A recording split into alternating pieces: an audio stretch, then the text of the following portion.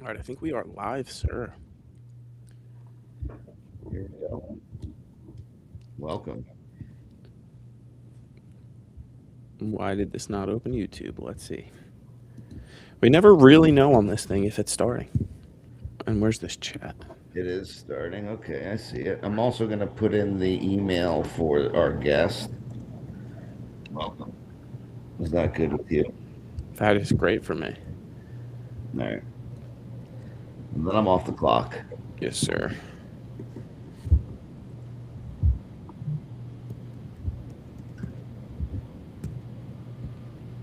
Are you texting that to me? No, I put it in the Google Sheet. You're a smart individual. I mean, dude, I once you tell me to do one thing in one place, you're gonna have to tell me to go somewhere else before I go there on my own.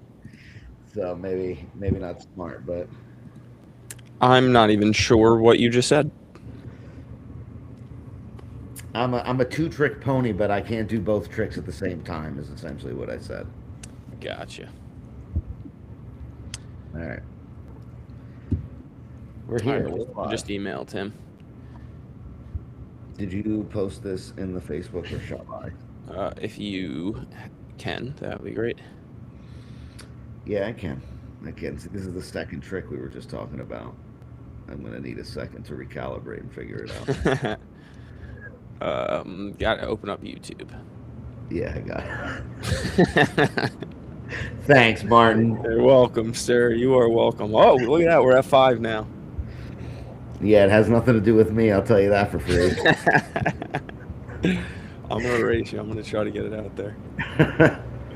All right. What's up, folks? What's going on?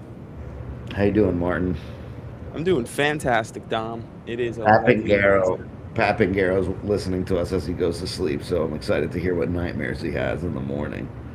Oh, there. Okay. Glad we could help, I guess. Yeah, I mean the dulcet tones of Dom and Martin. We have no idea what we're talking about. He's just gonna laugh and chuckle. Yeah, there we go. John Hempstead is having a fit, which is awesome. Why is he having a fit today? We had our very own James Pizzula went 1-1 in the MVP draft this morning. Or this Wow. evening. Well, started. Didn't it start like 20 minutes ago? Yeah, it did. And then Taco went 3, which is Okay. nice. Wow. And so Jonathan Hempstead went 2. Dustin Colorado went 3. So we're all over that board over there. Okay, boys. It truly is Represent. the WNBA to our NBA. which Do you- which makes which makes Pez Caitlin Clark, I guess. Good for him, honestly. Yeah, he deserves it. Oh, absolutely.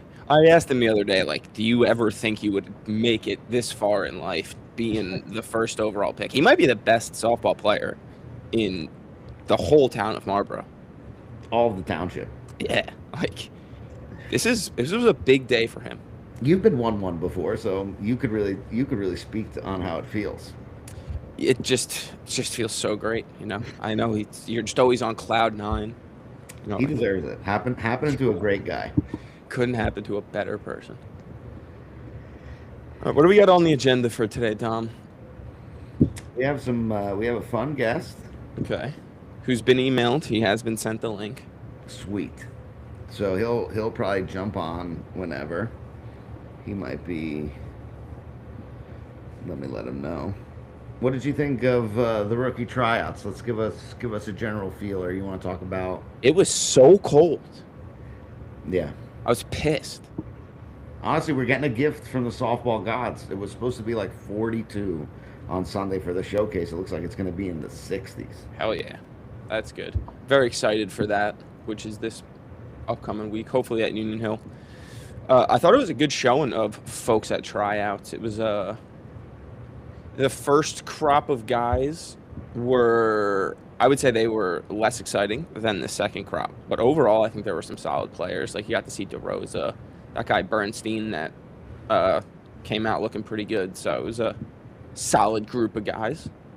What we have a rookie coming on whenever he accepts the email. But Mhm. did you feel like the first Sunday was better? I guess AD notwithstanding. I don't think AD counts. Same way I didn't think Phil Cord really counted when I was No, he watching. didn't count. They gave him like so many ground balls. Like he had to prove something. It's Phil Cord. He's, he's got a really nice arm. I didn't see him play at all really with you guys, and he played second base, so he looked very smooth. But do you think so? Do you think first Sunday, second Sunday? I feel like I'm gonna go with first Sunday because it just felt like there were more. I think it was because of the number of people. Just felt like there was more good talent out there. I think this might have been like if you put up like the percentage. If you put up like the percentage of good talent to bad talent, I think this past Sunday had better talent. There were just less good players. Does that make sense? Yeah, Yeah. we have to replace a good amount. Yeah, I mean, I imagine most of these people are. Let's see. This list has 45 people on it, and I know a couple bailed, so there's like 40 new guys probably that have a chance to make it. What are we filling? 30 spots, or I don't know. I don't know. We'll ask Ronnie because Ronnie's coming on at some point. What's up, Beck? Yeah, You have missed nothing, Becker. just trying to figure it out here. Yep. One fat guy, one skinny guy, and a rookie, all trying to figure it out. A rookie. Yes, sir. What's up, Jeremy? I forgot to click the button join. Yeah, he's like, I'm in. Kind of important. What? I was in through the first wall. Now I'm in the second wall. Through the double. Hey, Marty. Hey, bud. How's it going? I just had a patient walk out. Perfect timing. Dr. Jeremy Pastor, just in the flesh. How's it being back in the softball life? Big game coming up Sunday. Big game. Big game. Big game. Yeah, man. I'm excited to be back. I mean, ask Dom. I'm talking about softball way too much right now. He would actually be embarrassed of himself if he realized how much softball he was like. If he walked by and heard him talking about softball, he would make fun of that guy. And that's why. Now he is that guy. Yeah, it's great. It's great. No tryouts for you? Did you get invited? You didn't want to. I may have been asked to participate, and I may have politely deferred my invite. You didn't feel like you had anything to go out there and show the drafters?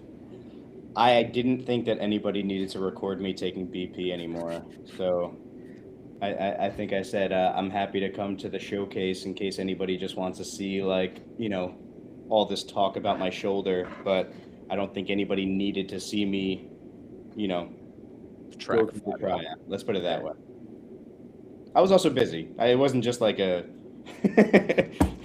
forgot about that. You should have just come and watched. Just not. Yeah, right. I'm perfectly free. I'm just choosing not to participate.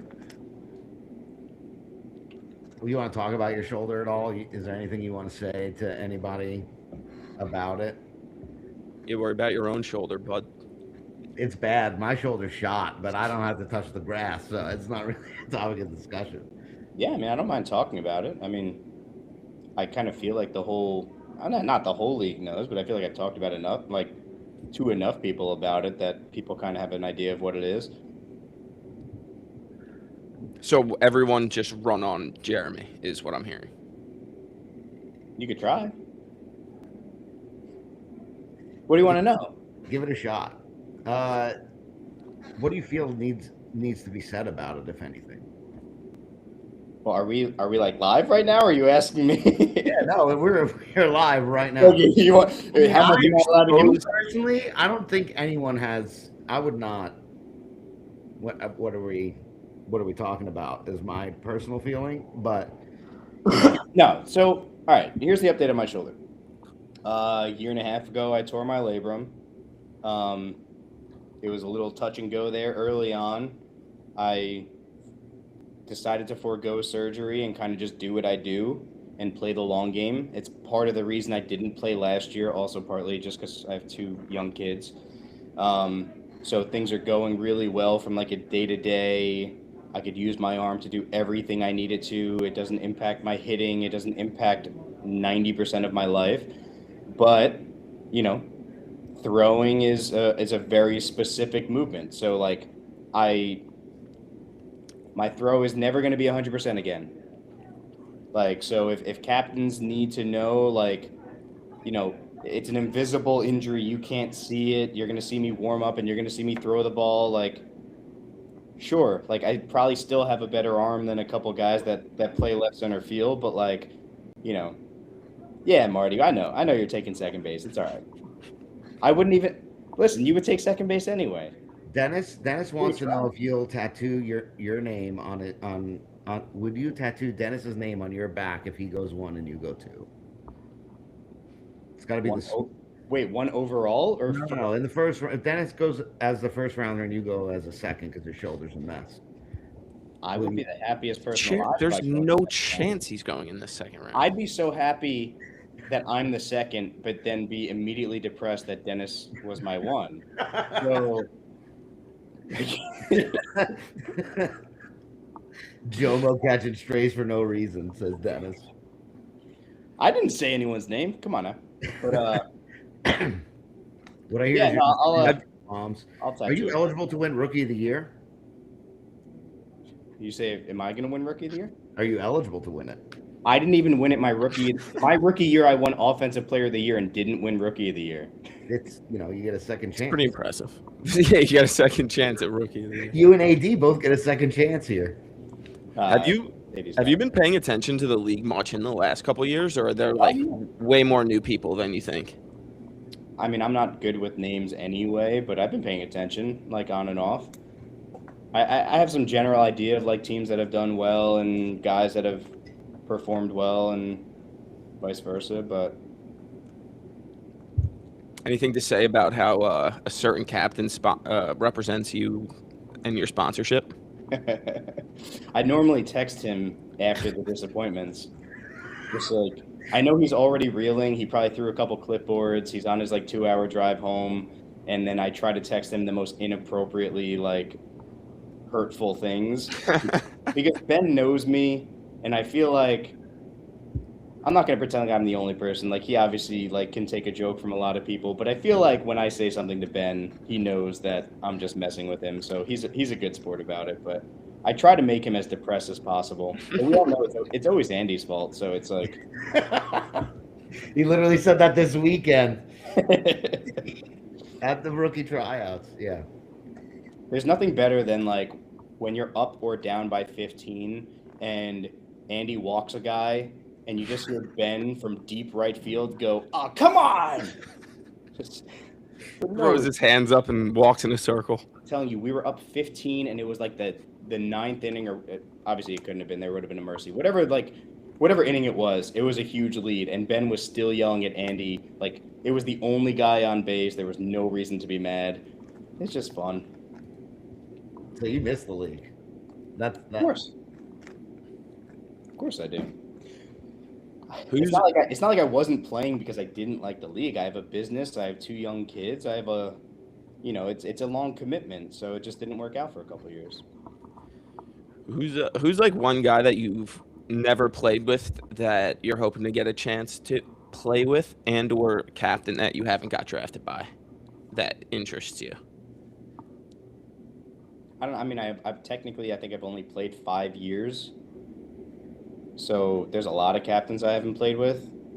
I know this is a little like cliche. I don't think there's any captain that I would have an issue playing with. That's a lie. It's really not a lie. Like, I don't know. Not as sensitive as a lot of other people.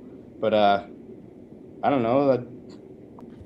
Anyone I haven't played with, all the other ones, like, that would be fun. So if we could just drop me to a 2 this year, I would have at least one new teammate. But no, there's like, actually, of all the teams I'm on, there really has only been like 1 or 2 guys that I played with. Vigs.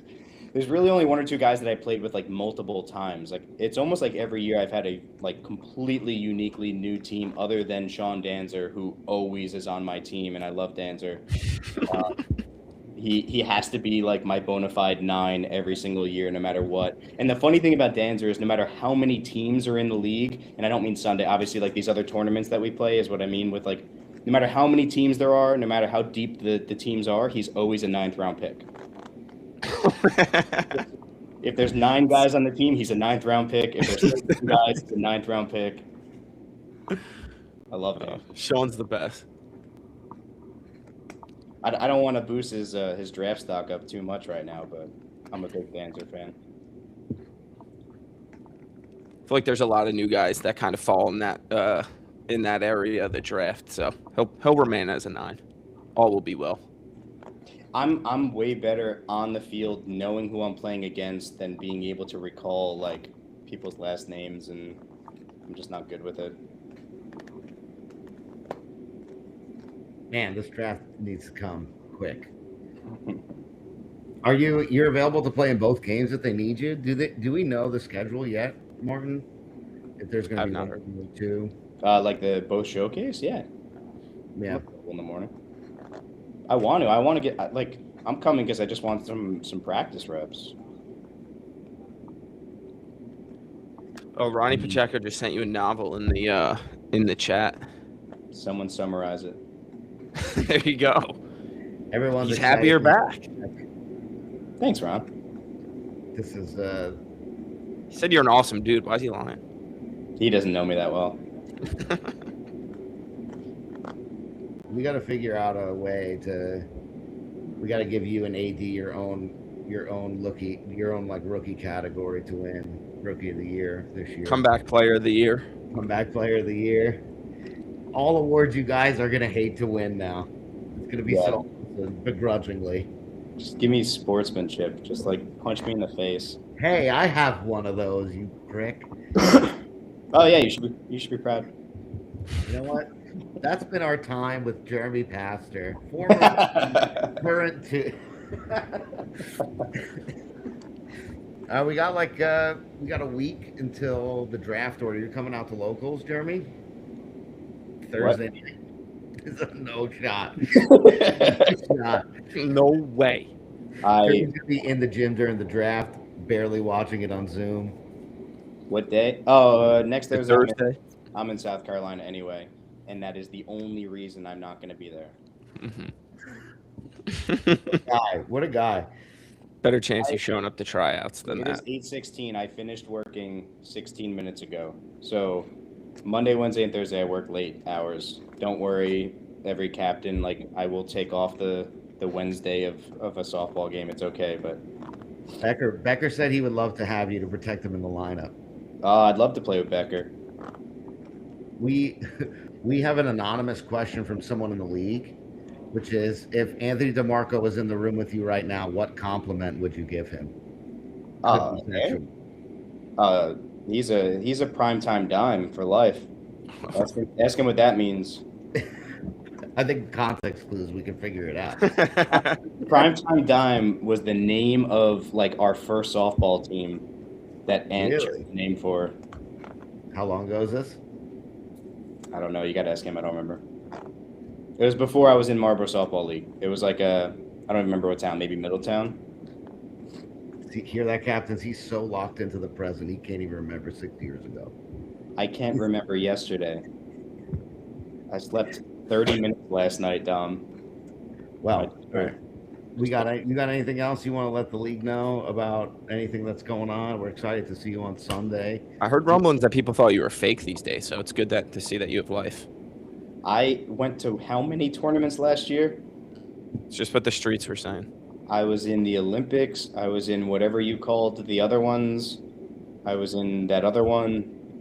He doesn't remember. He remembers. Yeah, you were in all those things. I hit 7 straight home runs in one of them.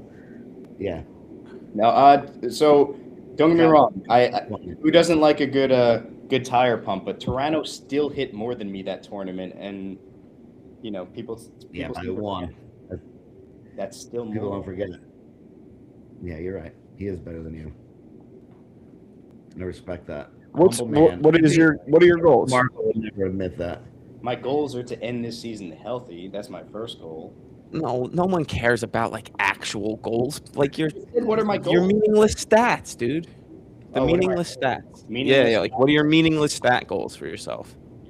I would No one say cares about if you're healthy. I would What are say your numbers? to hold all offensive records, but I already have those. So no, I don't have batting average. So batting average would be cool. That's a high number though. That's like, what is it? 7 something. Who has that? 7-2. I think 7. Fred put like 7-10 up a few years ago. I think. Didn't Toronto beat that? I think he did the next year. Was it the next year he did? Whatever it is, it's a high number. So I don't That's what you want. know that. I mean, that'd be cool. Like, I'd love to just see like Pastor across the top of everything. That would be pretty sick. Very common goals. No, my goal is to go very, very late 1, early 2. Shoulders rubbish, everyone. So bad. Listen, we'll find out Sunday. Yeah. You hit a fucking warehouse on Saturday from your knee. That's not true. 726 it was for Toronto. That's a high number. Yeah. How many wins do you want your team to have? Put a number. 22-0.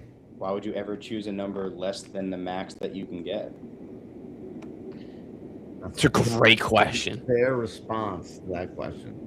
So you're going 22-0, guaranteed. Jeremy Pass, you're going 22-0. Thanks, Jeremy. Sometimes I forget I'm talking to a robot. Yeah. We don't even have rosters. Like, we have 0 rosters. How would I predict my team? Guy is both supremely confident in himself and incredibly pragmatic. What a terrible combination. I did not say expected to go. And he called Joe Mo's arm a noodle. This guy. I didn't say for 5 minutes. He's fucking insulting everyone. I said no one's name.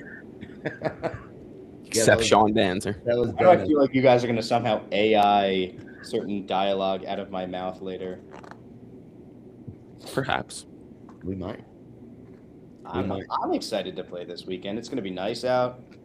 Get some reps. We're excited to watch you. Stop. No, I actually think in a way, I think it's good that you're playing and like DeMarco's playing, so you can actually see these guys. Whoa. Against, I don't know if he is. I'm just saying. I think it's good to see these guys against like, the product, one of the prodigal sons. So you can like compare them all to that. You know, I think it's like a good barometer, if you will. I think it's useful. Like, yeah. I'm not going out there just to kind of hit them ground balls, but yeah, I mean, I'm sure it's going to be a little bit different kind of seeing these guys track a line drive or a hard hit ground ball, and not just like ones that someone throws up to themselves and hits to them. And I always said like scrimmages are like the real reps, because all these, I mean, I get that these tryouts are the best that you could do to evaluate new guys, but like taking 25 straight swings is just not a way to evaluate how somebody hits, because they get one swing in the game. So like you get exposed in a real game compared to batting practice when you don't get 20 swings to figure it out, and that 21st one is a line drive. Mm-hmm. So like that's where the value of these scrimmages are for real. Oh yeah, how you putting that bat together, all that good shit. What else? Anything else, Jer? I don't know. This is your guy. I thought you guys had questions. We know the league forgot what you look like and who you are, so we just wanted to remind everyone and let everyone know that your shoulder is mangled and will never repair. Run. Yes, take him very late. Every extra base you take is one more home run I will hit against you. Do you think if you draft you can't put like Padola in left field on your team? I love Padola, so I don't want to say that, but I do think that there has to be some consideration with how you're going to put together a roster for sure.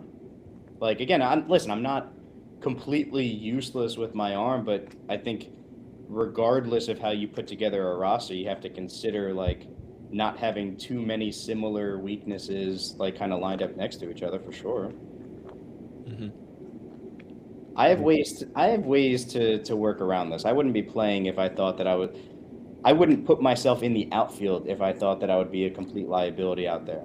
You know, I would have just seen how this league reacted to, you know, coming in as a first base only and just completely seeing everyone's brain bleed. But When you're still the 7th overall pick. yeah, as a first baseman. But no, seriously, I really, again, part of the reason I didn't play last year, even though I was able to swing at a certain point, was because, like, I'm not going to come back if I can't do what it is that I need to do, or if it puts me at risk. So Fair enough. we'll see. All right, anything else, Dom? Otherwise, Jer, thanks for stopping by, bud. New face of the league. This is Jeremy Pastor, rookie Jeremy Pastor. Look forward to seeing him on Sunday for the first time this season. I'll see you in the gym tomorrow, though. I am sleeping in tomorrow. All right, so I won't see you in the gym tomorrow. No, I This guy, saw my fucking daughter's commitment, this guy. God. How do we get him out of here? I used you just to get on this podcast. So. Done. Fuck. My worst fears. Cool. All right, see you, Jer. I think I figured out how to kick you. Goodbye. Appreciate you. There you go. I just figured out how to remove people. Sick. Well done. I'm going to email Ronnie. It's good to hear from Jer. Funny guy. JB2B round 1. JP2B. JP 2B round 1. Second baseman? Is that what he's saying? I think so.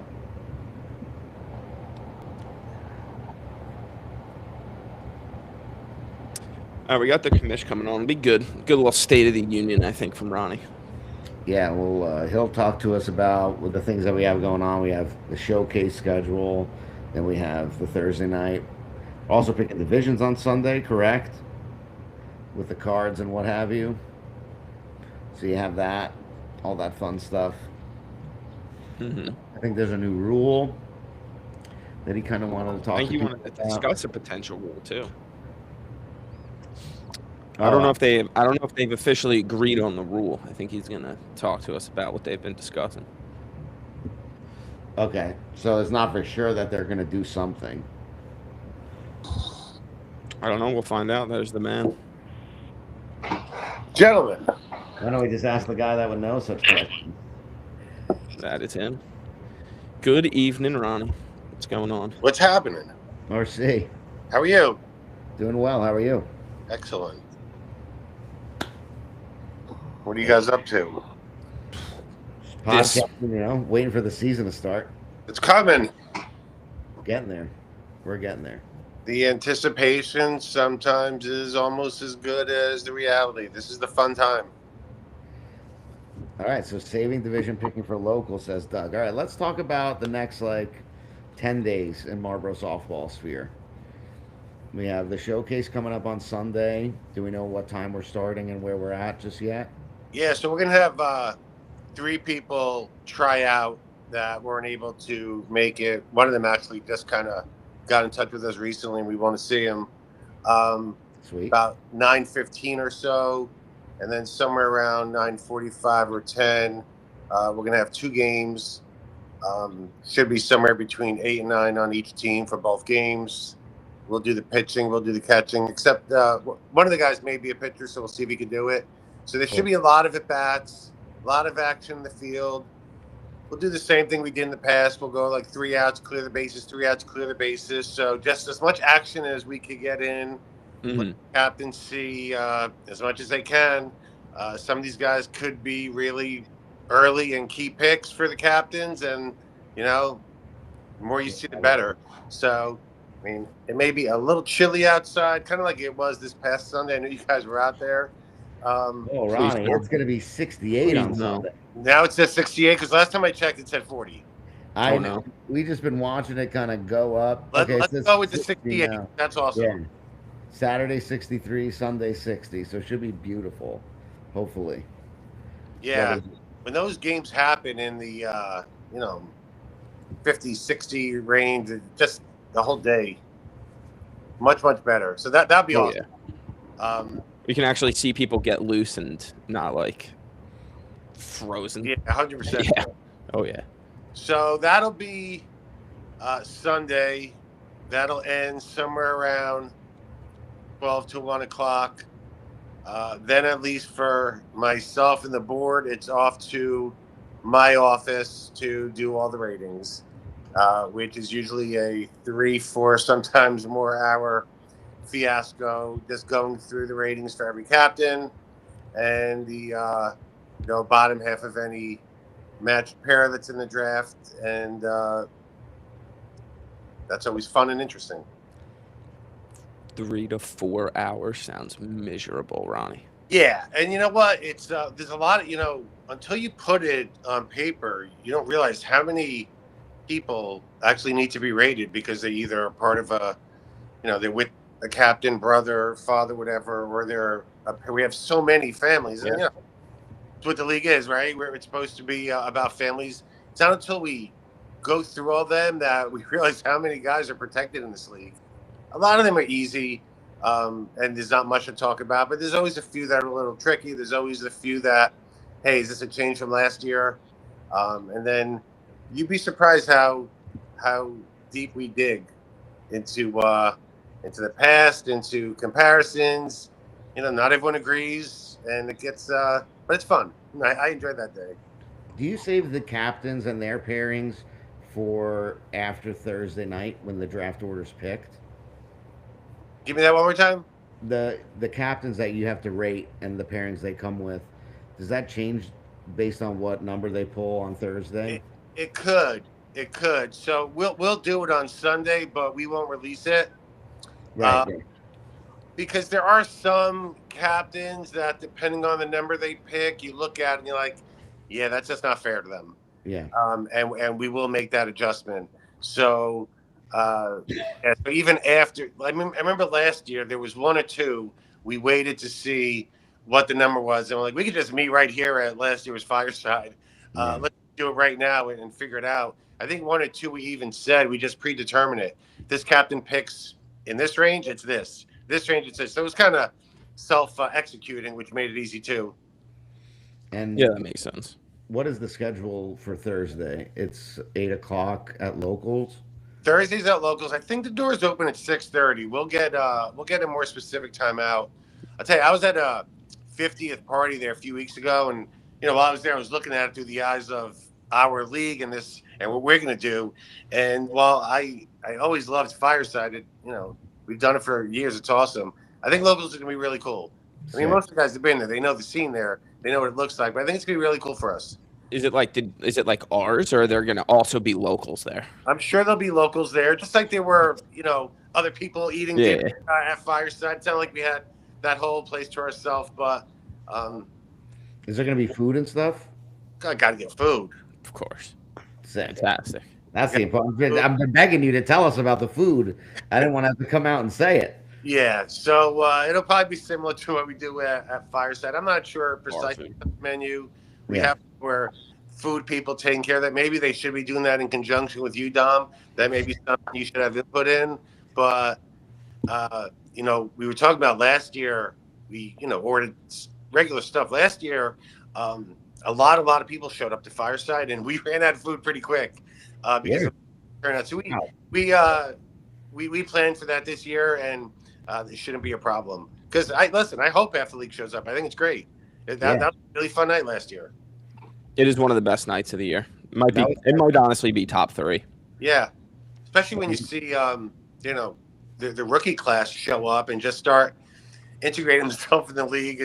I think it's awesome. And last year was fun. And doing the captains picking their numbers on the spot with the ping pong balls, I think is kind of cool. It is fun. And I think I heard you say this as I was popping on, Dom. I don't know if someone told you that, but yeah, we'll do the divisions as well. We usually do them like at the rookie game outside.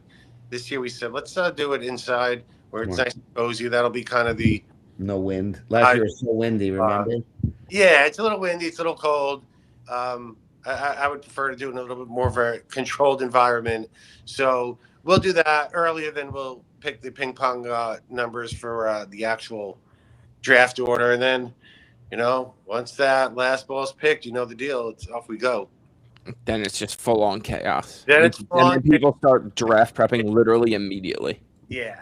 Yeah. Until that Sunday. So the draft will start 9 o'clock that Sunday, and off we go. Like, are you guys mocking for the board, or it's like all your work is done once you release the rankings, right? So are you guys still doing like mock drafts on Saturday and Friday and for whatnot? the draft? Yeah. I don't do it just for the hell of it. I do what I have to do for ratings purposes, especially for the first 5 or 6 rounds. Not that where I would take someone is the only question, but I certainly want to know if everyone was in an open draft, where would they go? Yeah. That question has to be combined with, well, who are they with? Because you're kind of rating the pair, not necessarily the person. Mm-hmm. What position they play, all that. There's like this crazy algorithm that is going through all of our heads as we try to figure it out. But yeah, my days of just mocking for the hell of mocking are done. When I was the captain, I did it. Fair enough. Yeah. I did a lot of them. Yeah. And quite frankly, I did them all the way through the 13th round. It's easy to mock 3 rounds. We all know what they are.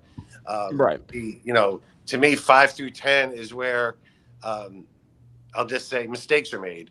You can win and lose the draft there. Yeah. And that's where you could really get. You're only getting so much value in the first 3 rounds. They're all studs. But 5 through 10 is where you could really make and break your team. Whether or not you decide to bundle up on 2 picks, 3 picks, block spots, is it worth it? There's a lot of strategy to that. That's kind of fun. But yeah, once we're done with the ratings, the mocking's done for me. We did miss, back in Florida, Marty, that one time we had that great mock. Yeah. Not so early, but yeah, those are fun. Everyone kind of gets tired after the 5th round, though. How about you guys? You guys been mocking it up, or? I usually do like one a week. I help some captains do some prep, Yeah, it's getting later and later now. I used to go to the 5th and the 7th, and Yeah. and now Yeah, you made it to the 11th the other night. It's pretty good. Yeah. That's how it's done. That's Yeah. awesome. Yeah. Also, just good to we do them on Zoom calls like this, so it's also good to just like hang out with the pals for like 2 hours and 100%. talk names, softball names of other grown men. Just a reason to hang out and talk softball. Formal Langren. In our younger days, a whole bunch of us always went to Atlantic City during March Madness this particular week. And, it's right before the draft. And there were a couple occasions, come 2, 3 in the morning when everyone was done, whatever they were doing. Let's get the sheets out and let's go. Amazing. And I think, every draft is probably very important where you're picking, but it feels like, so in this draft particularly, like, the draft order is going to dictate so much that happens. It's such a fun piece of the puzzle that we still haven't had yet. So it's like something's got to get us through 5 Sundays in March. So at least we have this. Yeah. Oh yeah. And I mean, most people like picking up at the top. They like getting their stud shortstop, and that's kind of the anchor of the team. But it's weird how throughout the years you see, just a random number, pick number 13, and that's just where a lot of the rounds just break, where you're never getting tiered. You're always getting someone at the end of a tier as opposed to having to start a new one. You never know where that number is. Mm-hmm. First round is the first round, but after that, you just never know where the spot is, and it's not always early in the draft. It kind of depends on how the tiers break out and for how long. There's so many good bats in this league that may not play premium positions. So many guys at premium positions that want to play a different premium position. There's so many. Who would ever want to do that? When do you take the pitcher? Like, all these things are just so many factors. It's so much fun. Yeah, and what's kind of cool nowadays, like if you take like just a stud glove earlier, where you would normally get a big, but you could get big bats a little later in the draft than normally. Than at least for prior years. The offense is pretty deep, and they go into the deep rounds, and that's great. I mean, when I was a captain, I always drafted gloves. That's what I like to do, and tried to find those guys later that could still bat even 4th or 5th in a lineup, just because that was kind of their specialty. But yeah, it's kind of everyone's got a different strategy. Yep. So so many positions too, so well that you can have a lot of kind of flexibility in your draft. It's a fun Yeah, time. yeah. You pick someone that could play kind of both ways. Now you're kind of free to do whatever you want. Um, What's it like having Brad back this year? really psyched to have Brad back. You know, Brad is. I think it's been 10 years, so he preceded you guys by a bunch. But there was a long time where it was my brother Mark and Brad, and we were we were together for a long time, and it was great. You play with your brother, you play with your brother-in-law, Yeah. and that was a real like family event. It went on for a while. Then you had kids, got commitments, coaching. Sunday mornings is no longer around, but kids get a little older. Sunday opens up, and now he's back. He's really excited. That's so fun. Is he playing on Sunday? He's going to be away. He can't play Sunday, Would have which been fun to see sucks. him. Like it went to see him in Yeah. game action, but yeah, he'll be ready to go, and he's really excited to come back. It's gonna be fun. We haven't It's been. good to see him. Everyone just always talks about how good he was, so it was good to see like put a face to the name from Yeah. our perspective. Yeah, and I thought he looked good at the tryout, and he certainly laid into a few where you could see he could still hit the ball. But we'll see. In his mind, I'm still a number 4 hitting left center fielder because that's how he left the league 10 years ago. But the body does catch up to you a bit, so we'll see how it goes. I can't wait. I can't wait. What else for this year? We got there's this. I heard the schedule's being worked on. What is the field situation like with the turf? Are we going to lose Union Hill right at any point? Any update on that stuff?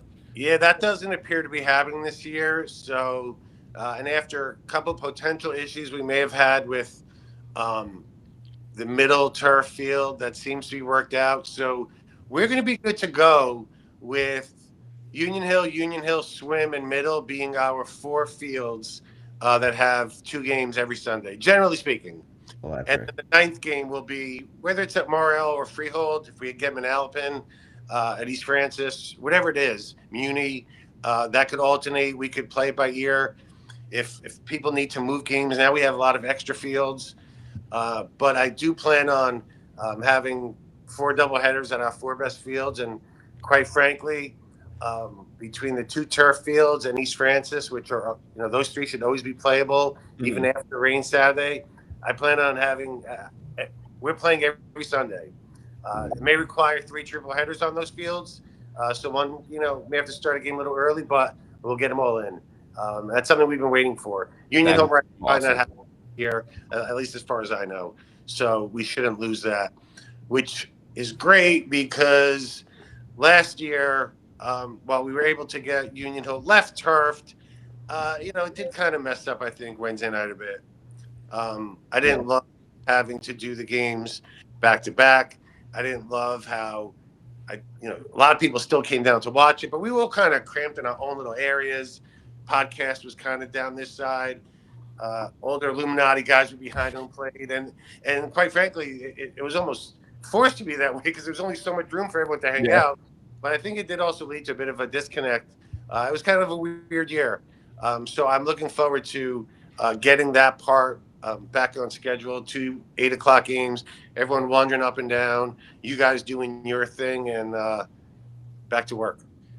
The Illuminati will have to morph into 2 groups, so there will be an Illuminati on the left and an Illuminati on the right. Yeah. So when there's one field, they kind of just got planted, and not a lot of movement, and there were like these unwritten rules. Like we could go say hi to Marty, but you got like 5 minutes. You got to get back out, and vice versa. We're gonna put an end to that this year. It's like the paint and basketball production. Yeah, in and out. 100%. I will say, just to kind of continue after the draft, opening day is the 26th. There's 3 weeks in between. I've always been looking for try to make the preseason a little bit more interesting. When I joined the league, the preseason consisted of a practice and then 2 scrimmage games. Everyone came. We umpired them. We played 9 innings, and they were great scrimmages. We've kind of gotten away from that. Not a lot of guys show up for whatever reason. People are busy. Easter's always in there. So I was really happy that I saw Frank put together a cool tournament the day before Easter, and it was supposed to be 4 teams. A lot of guys wanted in, so it morphed into 6. So that'll be cool. And then last year, the Wednesday before the opening day, we called it the Commissioner's Cup, but we got 4 teams together. It was gorgeous out that night. We'll do that again. So a couple of cool things for the preseason part prior to April 26th, which can't wait. Yeah, the preseason is always weird. Like you have like a 4-team BP. Yeah. Like that's it for a couple weeks. Yeah. I like the Commissioner's Cup. That was definitely fun last year, and I like what Frank's doing too. So I think we just have those like every weekend. Like why not? Frank or Mel, step up your game, big dog. Listen, there's an opening for the new Commissioner to do that because for some reason, the preseason weeks they don't add up to a lot of guys coming down. Teams could combine with each other, get games going, but I'm glad Frank put that together. I'm glad we're going to do that. We'll still schedule regular scrimmage games like we always do. We just I don't know. I feel like in the past several seasons they just haven't panned out like I remembered it back in the 90s, I guess. That's so cool about the fields. That's so fun. Yeah, so unless it's really raining Sunday morning, there should be a severe decrease in how many times we get rained out. Nice. Yeah. Any other rule changes? I know there was always discussion about the hitter rule, something like that, missing guys. Yeah, so we're talking about that. Nothing else besides that. I'll talk about it in a second. Nothing else major came about this year. We did a few last year, but nothing else really crazy to talk about as far as drastic rule changes that are worthy of podcast time. We are talking about the missing player rule. We have it in the playoffs. You have to bat 13 guys. And a lot of people throughout the last year or two, at least while I was commissioner, have said, we'd like to do something. Can you do something about this during the regular season? Because, the league is a draft league, so it's based on parity. And then there's a lot of games where it's 13 against 10. Dom, as a pitcher, there's nothing worse than facing a 10-man lineup, 9-man lineup. That was against you guys this year. Oh, what a good game. It was such a good game, but you and Phil and Sean just kept coming up. It's like every inning I felt like you guys were up again. Right. And that if I recall that week we had 9. 9, yeah. So, there's always going to be a few balls that drop in the outfield because we only have 3 outfielders and Marty's not one of them. But then you have your top hitters like on our team, Phil and Sean, thank you. If they're going to get up 6 times, followed by everyone else, it's tough to hold down. Oh, so if that particular game, that's an example, we had to bat 13 guys, or even had to bat 11 or 12, it would have changed it. So that's what we're talking about. The consensus among the captains seemed to be to do something. There's not a great consensus on precisely what. Mirror the playoff rule. Don't do anything, and maybe do something in between. And what are some of the downsides to mirroring the playoff rule? So a couple of them are, this would be throughout the whole season. So, and I don't agree with all of the downsides, but some of the things I've heard is, or I should say are, maybe some older guys in the league. It's 95 degrees out, doubleheader, and they got to bat 16 times. You show up with 9 guys, and almost half your team is batting twice. Logistical nightmare with runners and whatnot. Oh yeah. I also always thought about how it's like a random person comes down to check out our league, and just say, for example, they seen Dom get up and he gets a base hit, and then he gets up again, and right. That's so a dream scenario. So weighing that against, but the games are supposed to be parity. Some people say, look, it's the regular season. Keep in the playoffs. A lot of people think that the regular season affects the playoffs, and it does. So a little torn on exactly what to do, how to do it. and it's an issue that I really want to hear from the league from. So figured we could talk about it tonight, but I'm actually going to send out something to all the returning players and see what their thoughts were. Get a little. I want to see if there's a bit of consensus on this, because I don't look at it as a board issue or a captain's issue. We all come down. We want to play fair, and it's a lot of players in the league that have asked me to address it, not necessarily, captains or board members of the podcast. So we still have some time, and we're going to figure that one out. What are some of like the best options, or what would be the leader in the clubhouse? That was going to be my position. I don't know if there's a leader problem. Everyone has a little bit of a different opinion on what to do. The leaders are probably, to break it down, just do the playoff rule as it is, or do something in between, which would require always having to bat 11, maybe always having to bat 12. And then you have some people that are like, just keep it the way it is. The regular season to regular season, it all evens out. Why are you making guys bat? I mean, listen, I personally would love to come down to a doubleheader knowing I'm batting 16 times. Yeah, I'm sure you guys. Dom tries to show up and hit 0. In front of literally millions of people. I'm more horrified of doing that than going. In the end, if your team hits somewhat successfully, Marty and his top of the order, whatever team he's on, will get up 4 times. The rest of the team may not. If you show up with 9 or 10 guys, that top, that usually generates an average of X amount of runs per game. They're going to flip over to a 5th time, maybe even a 6th time. And then now the game is in, it's not as neutral as it's supposed to be. Someone getting up 6 times and maybe the other team getting up 3. To me, that's the overriding factor, is making sure we're playing fair games as much as possible. Look, it's not the biggest issue in the world, but it's a great league, always looking to make it a little greater. But whatever we do, it has to be understood in a simple form, because there'll be a general rule on, if you have to bat 11 or 12, here's how it's done. But then things happen during the game. Guys come late. Guys leave early. Coaches forget the rule. Yeah. Someone gets hurt. And not everyone always understands it. So I think, put enough guys on each team will, and, we could help. The umpires could help too as need be. But that's the big rule change we're talking about. I don't know if you guys have any thoughts on it. Yeah. Or if you ever came to a game when it's 13 against 10 and this sucks. I feel like every time we show up, I know last year, Marty, your team was probably more in the 10 range because always, you had a couple guys out on an extended period of time, but you've been on the other side of it too.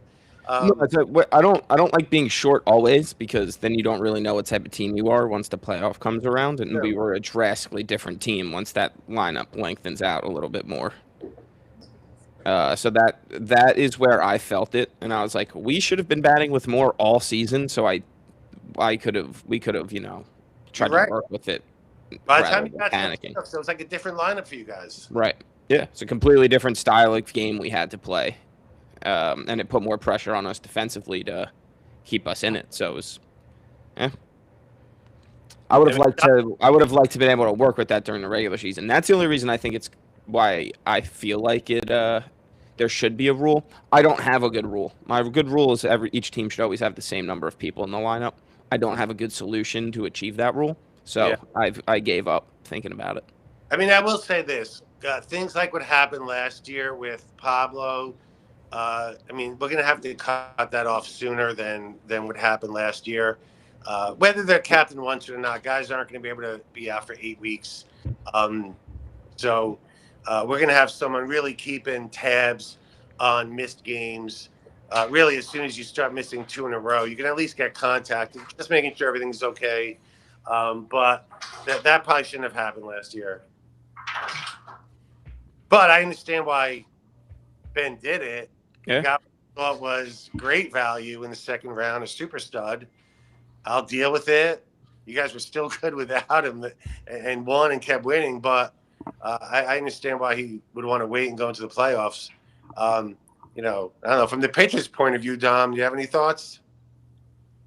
Everyone hates my ideas, but I think like most traumas we experience in life, we remember them more when they happen to us rather than we perpetrate them. So I think it all kind of levels out in the end. Is my You're being the one we talked about.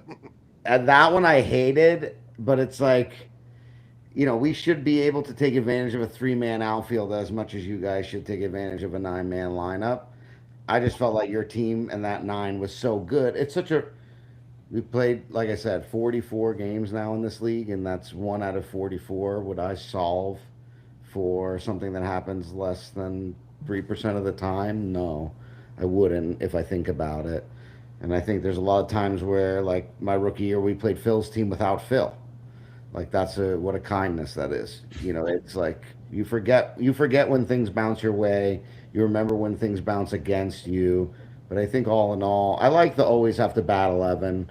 I feel like that's like in a weird way the cleanest way you could possibly do it. And how you get to that 11, if you have 10, it's one extra guy. I think 10 on 13 Fine is with it, one but that it's an extra innings worth of a batter. yeah. Even that could Yeah. make the difference between the top of the line of ninth inning or not.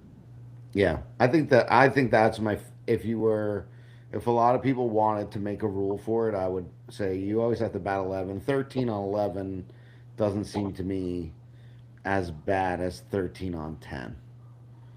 And the So math you would have to use, like, I think it's hard. Like, if your 12 and 13 are missing, but your two is also missing with it, like, at what point do you get some grace to realize that your two missing defensively and offensively counterbalances the fact that like my and the way 11's it would just be a bat done, twice, yeah, like it would account for it. It wouldn't just be like the lowest guys have to bat twice. There would be a balancing of it. So even the team that's missing those guys could get a little bit relief by potentially missing one of their better hitters and still having one of their better hitters bat twice. would Um, you would you so kind of add those numbers together to get 20 exactly. and then the nine bats twice? So I'm curious what the league thinks, if they think anything. I thought that this was. I want guys in the league to have more say about important stuff, and I'm curious to see what comes back when we send that. Is there ever consideration of like having like a pool of available players from all the different rounds that are just available? Like if you're missing a 13, then you just Ralph them out of you're What will filling be in this week. supplied for you? Yeah. I mean, imagine the headache on a week by week basis that the captains, this is not enough, this is not good. How could you replace this guy for that guy? Yeah. It's easy. At the beginning of the year, you designate like 2 to 3 guys, 4 or 5 guys, whatever, and then that's We just them. talked about not a lot, but the concept of a taxi squad has been brought up. I think there was a taxi squad for Frank's fall league one year, and for the fall league that was perfect. I think, like Dom said, that it would turn into a shit show. But when we you can't think have about nice it, things just all the pick time. some random guys. We're not talking about the super studs of the league, and instead of having 9 guys, player X could just fill in as your 10th. He's not making or breaking the game, but he's a body that lets you play with 4 outfielders. It's not a bad idea. I don't I know. believe they do that in the MVP league, so I'd be interested to hear. They Ask do that in the someone. MVP No, league, no, they do that they take players from the league and you play. right? It's not like people from outside the league. Yeah, that's a little weird. Oh, Not from that other Well, anyone, you can't because everyone's playing Sunday morning anyway. yeah, not that anyone would intentionally hurt a team or anything, but that's a little weird. Yeah. I understand why they do it. Yeah, no, it makes sense, but they could do that because they don't all play at the same time. Right. We would need other people unavailable on Sunday mornings. Yeah, so it's an interesting topic. We're still working on that one. And Becker says the taxi squad's a terrible idea. Thank you, Beck. well, if Becker said it, then no. You might be onto something. Yeah. Implement it now. I've been curious to see what the league by and large thinks. I'd be curious. Yeah. The captains, I do. the Is cap, Really, the player captains in the league that brought it more to my attention than any particular captain. And I know Dom, you said over 44 games, it's maybe affected you once. I've seen it now for 35 years, and being on both ends of it, I would rather play a fair game when the other team only has 10 guys than potentially be on the good end of it half the time. I just like having fun competitive games. I think that's what it's all about. Yeah, it's fair. So we'll see. We'll see. But Anything else worth mentioning? Expectations on from the league for people? Any official announcements or anything like that got to be made? You have the ears of 22 people that's right now. that's amazing. So I think once we get into the season, we'll have our regular group of special events, the All-Star Game, Mayor's Trophy Game. We decided not to do the Olympics this year, really because it was such a success last year. That's not going to happen if you do it every year. So, in an effort to keep it special, It's we're a going great idea. but I Every can't. 3 years, like the World Baseball Classic. Yeah, I think maybe we'll do it every year. We'll see. We'll see what everyone wants to do, but definitely take 1 year off because it won't be as good. Last year was. I thought that was really special. It was one of the coolest events I've seen in this league, and I'm 35 in. I had a trip So- on it, so I remember it fondly. Yeah. I'm looking forward to seeing what Anthony Tirano brings to the league as a new captain. I'm very excited that Anthony DeMarco and Jeremy are back. I'm obviously excited. My brother-in-law is back.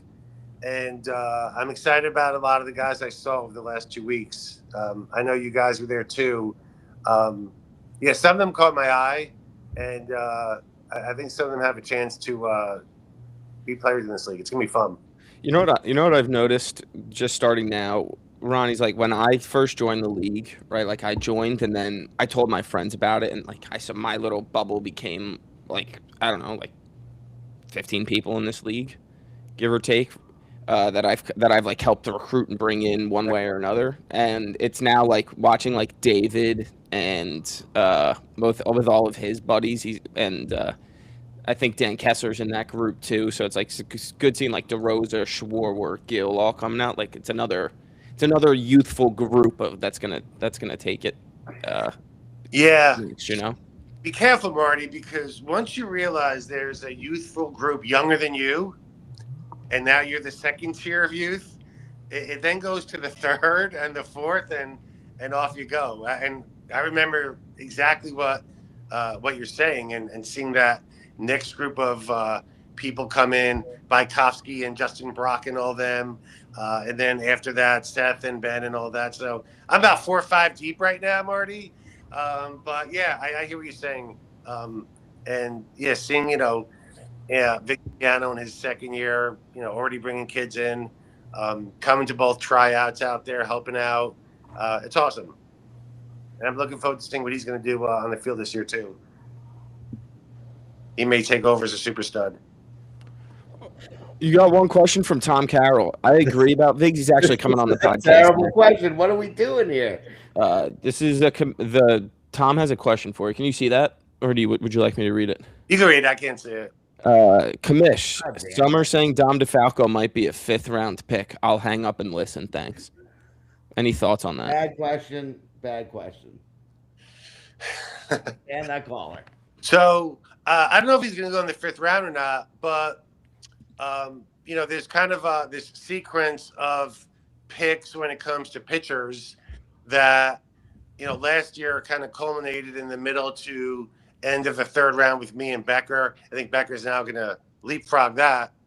And then after that, if you go into the 4th round, assuming all that holds, if you go into the 4th round without a pitcher, and I'm assuming they're not going to take Dominic 4th, but let's say in the early 5th round, if you don't take him there, or let's say Jimmy Pizzullo there, they are not going to be there on the way back.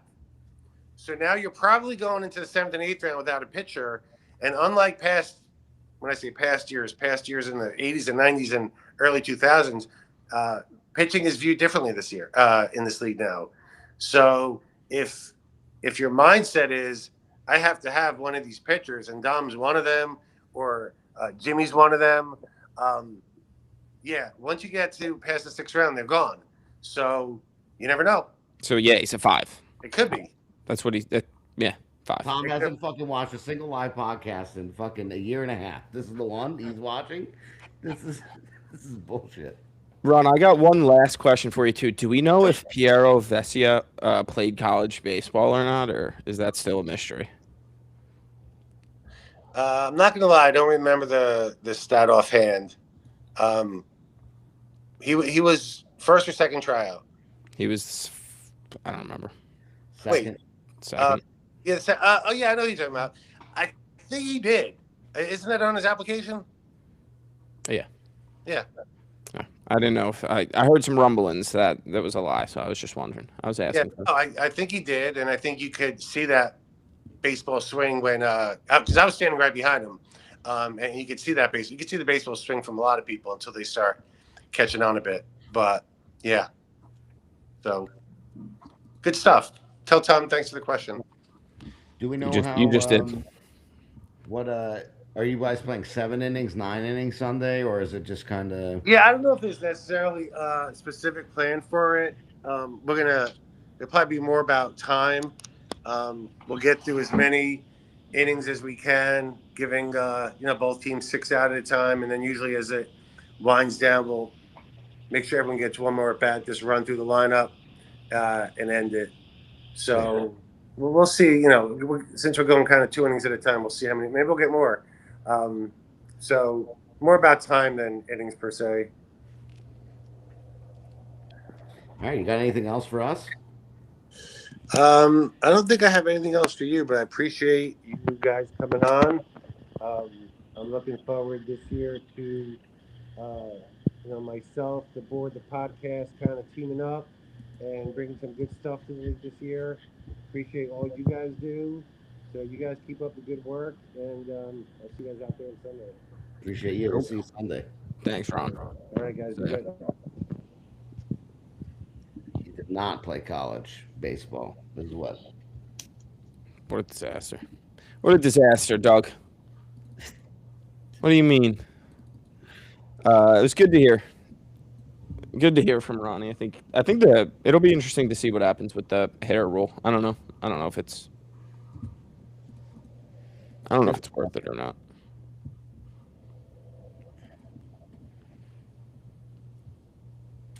Connor, we hate to inform you that your brother's going to be the drafted player this year. Oh, did you see? Well, we could talk about with Vigs when he joins, but there's a rookie that looks just like Zach Schmidt, and in live time, I think I might have said that to you. Like, dude, this guy looks like Zach Schmidt. And Doug was saying the same I thing. go back and I watched Doug's video, and he said it, and I almost threw up everywhere. I had to sit down for a moment. I was like, no way me and Doug just said the same thing. It's terrible. I think Ruthberg was a little sexier than Zach, but Zach's a little more fuckable because it feels like with Zach, I could do whatever I want to him. Yeah. Speaking of a man that I'd like to do something, whatever I want to. Look at him showing off his hair. Go Vigs. That's all. What are you in a fucking lightning storm right now? Nah, my phone. My computer's probably dirty as hell. In the back, you're just completely white behind you. What's up, buddy? How's life? You still at East Francis after this weekend's festivities, or what? I wish. It's just seeing clients all day in Connecticut. I'd much rather be playing softball. So you last year, knowing only Dan Kessler for the most part, drove from Connecticut to Marlboro. Yeah, absolutely. Well, once I'm committed, I'm committed. I mean, I played college ball for 4 years. I make a commitment. I have to honor the commitment. I'm not going to be This fucking guy.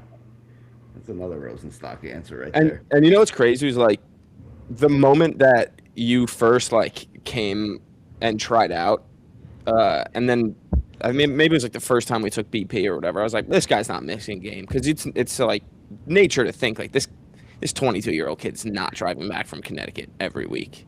But like that was never a concern at any point in time. That's good. And I was not good in college, so I had to do something right. And I showed up every day on time, early, like 3 hours early. So it kind of just translated. I'm a little better at softball than I was. You're the man my dad always hoped I would be, I think. Let me ask you a question this year about, this is going to be your first time, like, kind of being in the league while going through this draft process, right? Yeah. Now, I tell you that I'm drafting you and you're playing shortstop. How do you feel about that? You could tell me you're drafting me and playing me anywhere, and I would feel equally as stoked to play. I don't really. People have asked me for the past week or 2 weeks where I want to play, if I'm comfortable playing short, comfortable playing third, second, and I honestly don't really care. I'm super excited to play, and I think one of the good things is that you could draft me as a third baseman wherever you want, and then you don't have to reach on a shortstop in the fourth or fifth round. But so you can kind of just like plug me in there, and I'll figure it out after 3 or 4 games Get defensively. this guy the ball, yeah. Yeah. Yeah, I mean the one time you played short for us, you would miss the easy one, and then you turn the craziest double play where you like alley-ooped it to Against yourself. us. I was like, this guy can do whatever he wants whenever. Yeah, I was talking to Fanigate about the footwork. I'm going to attend his class for figuring out my shortstop footwork because I'm like a touch too early and too fast, but I have an arm so I can read the hop and actually make the throw. I need to figure out the timing of that, and then I'll be fine. But yeah, I was playing soccer out there in that game. I just got lucky and kicked one up from the side. Did you surprise yourself your rookie year with how good you were, or what? I honestly think of myself as a big boy, and I see a beach ball coming in and don't understand how people don't hit it over the fence like 100 out of 100 times. That was my thought coming into the league, and I'm like, all right, this is going to be super easy. But then I realized that it's not. Ball moves in, ball moves out, deep, fun with the wind. And I was expecting, I think I told Ben at the beginning of the year, I wanted to hit like 560 and I don't know, like smack a couple over the fence, hit a couple doubles. I didn't really know that I hit a ground ball through it. It's an easy double on 60-foot bases. Yeah, I mean, where's your hand on? I said, what a beast is what I said. Yeah, it's crazy. Yeah, I mean, like, did you think you shouldn't have been a 3? Like, did you have any idea what you were even, like, talking about when someone's like, you're a 3, how are you a 3? Like, that even mean anything to you? No, it didn't, honestly. I really had no idea. Like, that one, I understood that ones were like the super studs, but I was like, is there really a big difference between 2s and 3s and 3s and 4s and 4s and 5s? I was kind of just like, I don't know. I'm trying to play better than what I'm drafted, and I think that's the key to winning the league. I know a lot of people have said it. If like 3 or 4 guys play better than the round they were drafted in, you have a pretty good team. Well, welcome to the Super Stud Club, bud. Now you're going to be a 1. I'm not in there, but I could see you coming from a mile away. I'll tell you that. Yeah. I credit like 80% of my success to Marty, to be honest, because he was hitting with me, and he just like every time I hit the ball, he was like, damn, you're hitting the ball really fucking hard. You should keep doing that. I'm like, okay, that's probably a good idea. Good advice. And then you were on base probably like out of my 80 at-bats, like 73 of my at-bats. So it made it really easy. You just like hit a single or like double tag on a deep fly ball that made my stats look good. So I really appreciated that. You give any thought to the fact that you're going to have to be the guy this year? I'm honestly excited. I really am, because I've always wanted – I like being involved, but like I want to be more involved in my team, and I think I can do that when I'm the guy. And like if things don't go right, if I'm sucking, then like it's 100% on me, and I'll figure it out when I need – like I'll figure it out as soon as humanly possible. But yes, I want to be the guy. It was nice taking a back seat to Marty last year, and obviously I would love to play with Marty again. But the way it's shaping out is that we're not going to play together. So I'm excited for the opportunity that I'm going to be given. And I'm excited to pair with Dennis O'Connor as my little combo. You got robbed the rookie of the year. I'll say it. Rad Rumblings.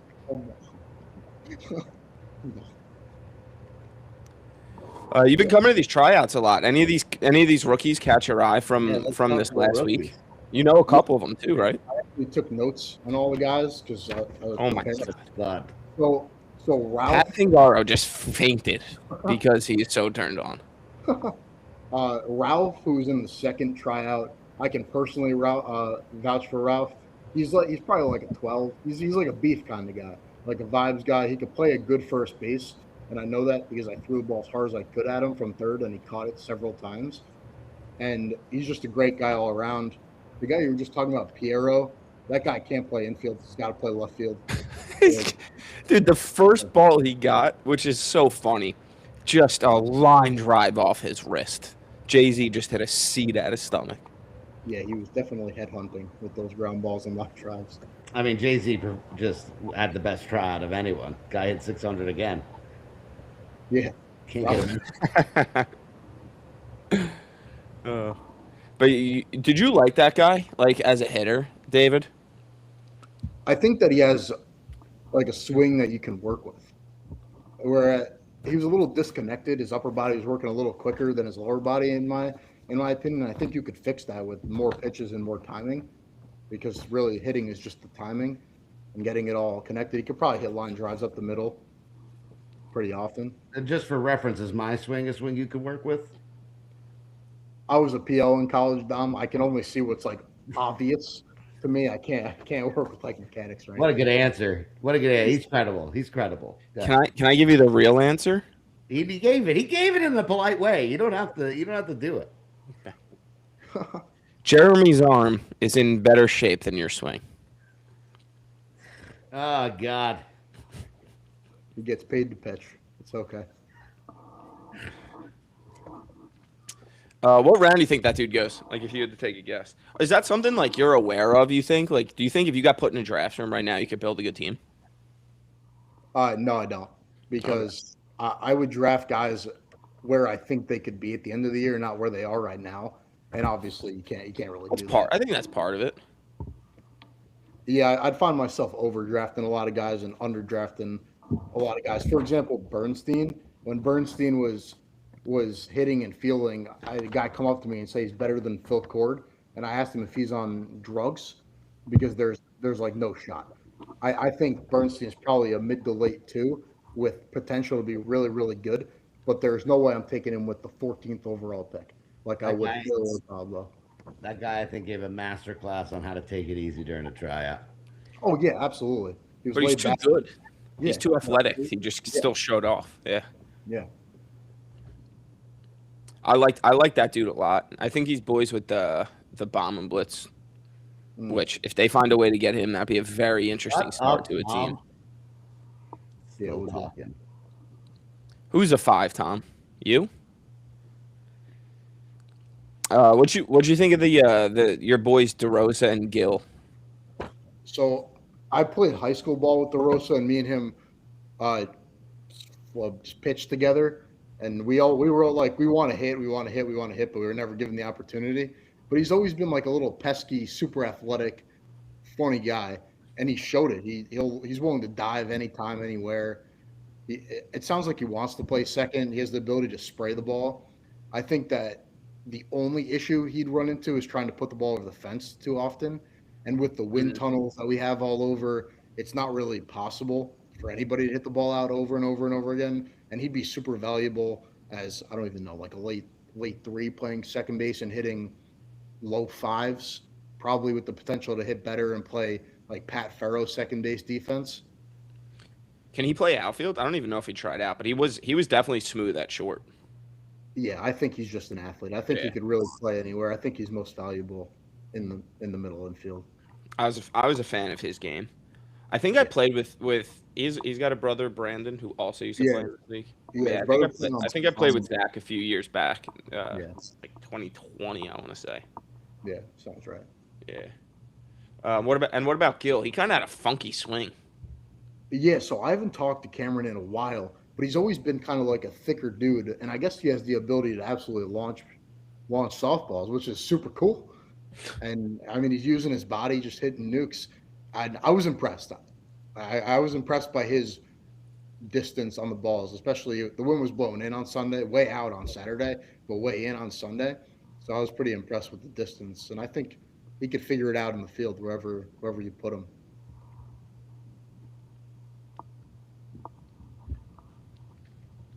What The guy about that the guy Go that for I it, was Tom. really impressed with was Phil.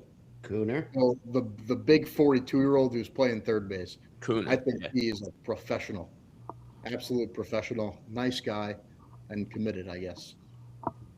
I saw when he walked up with his outfit in the bag. Anthony DeMarco just texted me and said that you're very fuckable. So that should make you feel good about yourself, David. Thank you. Yeah, that dude's legit, Cooner. Even like he made like a no look catch over his head in the outfield during his tryout. He sprayed the ball. Yeah, he He played great seems third like he's base into and it. flashed a little leather out there. Yeah, He was gonna come on the pod if he wasn't doing a fantasy baseball Fantasy draft. baseball draft. seems like the guy to do a fantasy baseball draft. Yeah, he does. Locked in for 4 hours and then 9 months. Just Yeah. changing his lineup. Who do you fellas think the first rookie drafted is that isn't like DeMarco and Passer? Sarah. I think. I think Oh, it'll be Gaglio. you think Gaglio? I think it's Gaglio or Greenspan. Sarah was very good too. I hear what you're saying. I do. I just think Gaglio might have more of a makeup, but you know, it's tough because you only get to see these guys take swings and ground ball. I guess this is a good question for Sunday. Hopefully, get to see a lot. I'm assuming that you're going to be there 3 hours early hitting BP, and but it's gonna be. Who do you think is Martin? Oh, I do think it ends up being Gaglio. I think that ends up the one that makes the most sense right now, just because he's the most pure player. Been there, done that kind of guy, you know. What do you think? You compare. So, would you take Greenspan or Bernstein?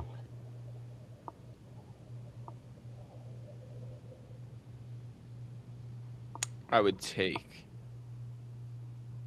Bernstein, I think.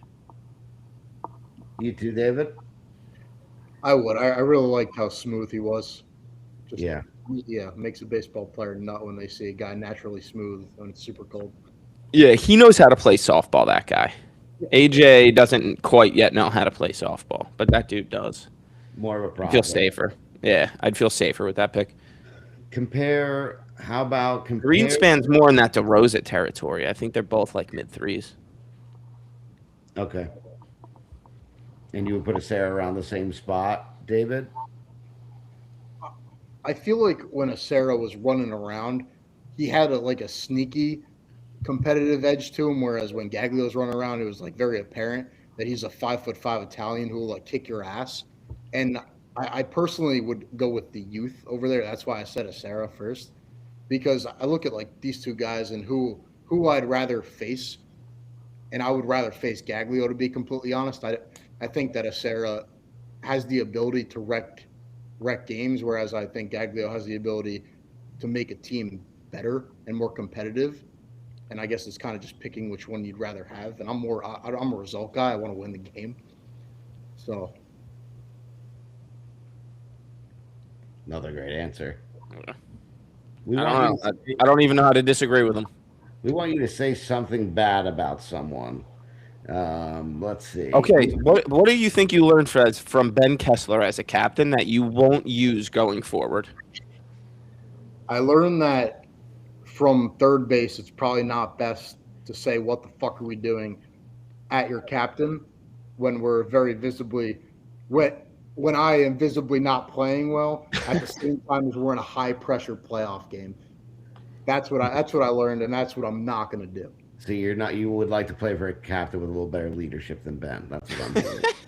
No, it was more a reflection of the you want to play for a player's coach. there was a time and a place to question, and in like the top of the 10th inning, when their 4-hitter is getting up is not the best time. And you just could have won the game in the 9th with one of your many hits on the year. Exactly. Mhm. Like that was not the best time or the best place. What do you say to the people like James Pizzulo that are comparing you to Aaron Judge? I think Great question. there's no. Okay, first of all, Pez was my biggest hater for like the first half of the year, and then he realized that I'm not as like much of an asshole as I was that one night, and then we kind of like had our little banter. Then I hit another home run off him, and I kind of talked shit. And then he said something to me in the fall tournament. He's like, "Oh, walk past her, face Vig with the bases loaded," which you should do 100% of the time. I agree with that 100%. And then I put one to Union Hill left, and I looked back at Pez and said, "Fuck you." So, but now I think we're cool. I took his niece to senior prom. Actually, fun fact: we're just friends. We're just friends. We're just Wow. friends. We're just friends. And I also Wow, took you guys are basically family. well, and Frank's daughter also took me to her senior prom. So I have like a senior prom connection with a couple This of the guy. This What a fucking guy. guy. What can't you do? You gotta understand with Pez. Get a hit in the 9th Like, inning of the playoff you game. gotta make it through all 9 circles of Dante's hell before he'll respect you. So it's like you just need to you gotta talk shit back in a fun way with him. But I think I think the more shit you talk to Pez, the better friends you are. yeah. I guess that's why him and Fogarty are good friends. They kind of just like talk. Yeah. You're friends with Henry, right? Can you talk to us a little bit about him? Absolutely. I'm going to give a political stance on it because Got you. it's what I texted Doug, and I want to make sure that I'm consistent throughout. Oh, hold on. We're putting a disclaimer here. I don't stand for any politics on this podcast, so everything you're about to say is going to be withdrawn in the court of law. I just want that on the record. Go on. You don't speak for the show. You speak for yourself. Yes. So Henry's coming on Sunday, and all along throughout this process, he knows that his decision has to be made after the final pitch is thrown in the rookie game, and he's prepared to give his decision. I feel like weighing all the things, it's more of a like assume no, pray for yes sort of thing. You don't really even Because- know either. Okay, I'm not gonna lie, I do know. I can't sit up here and lie. He's one of my best friends. I talk to him. That's fair. We won't put you on the seat right now. We'll check back in a couple What is minutes. this? Of course we're putting him on the seat. You'll know he was afraid that whether he gave an answer yes or no, he wasn't going to be able to come down and play and see his friends, which Yeah. is a realistic thing. So he'll have it. He wants to play. He's an athlete, Yeah. but I can't say that he wants to drive down 23, or he understands that Yeah. it's 24 weeks out of the 52 weeks of the year.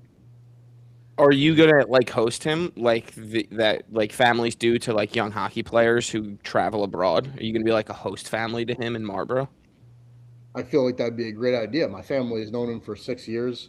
We love him. He's a great guy. I And will yeah, say, it would be a win-win. Get this guy a bed.